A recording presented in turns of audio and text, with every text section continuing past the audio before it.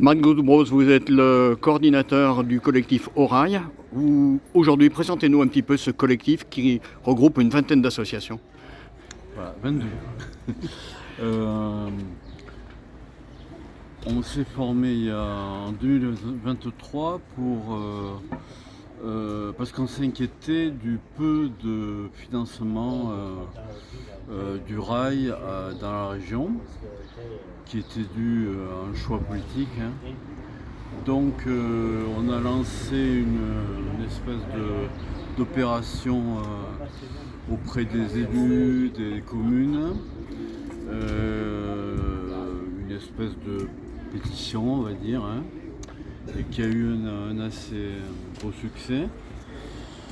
Et à la suite de quoi, on est allé présenter cette pétition à notre vice-président délégué au transport, à Guilera, à la région. Et voilà, après, on a vite compris que, évidemment, l'État était partie prenante, donc il fallait rencontrer l'État. Donc on a rencontré ensuite la préfète de région qui nous a reçus bras ouverts, je dois dire.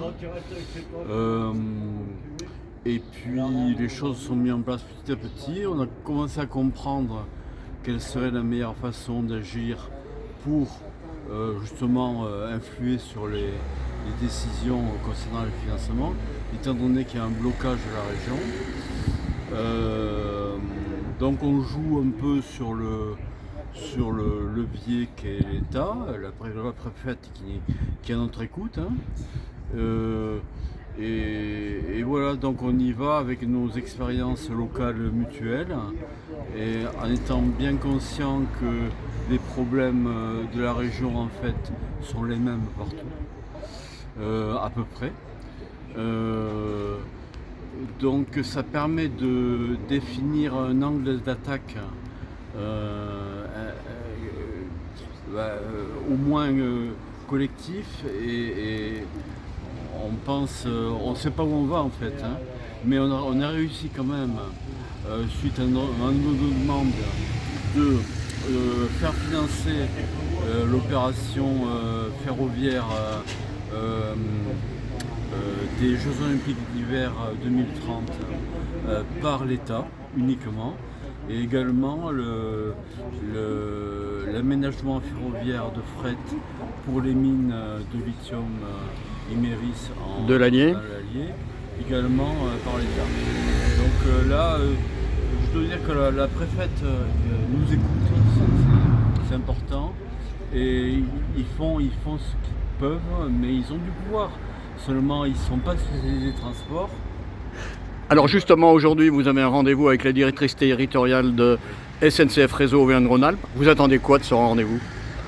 Alors, certains ont déjà des liaisons avec SNCF Réseau, d'autre part.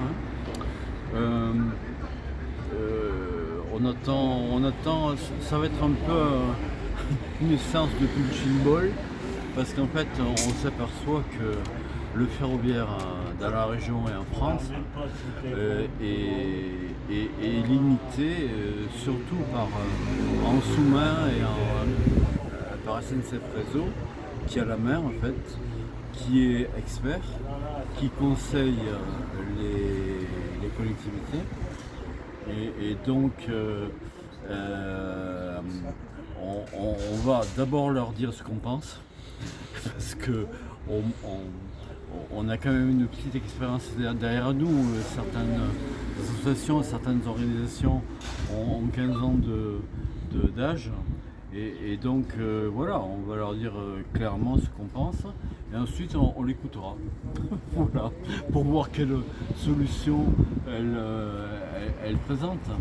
Mais bon, voilà.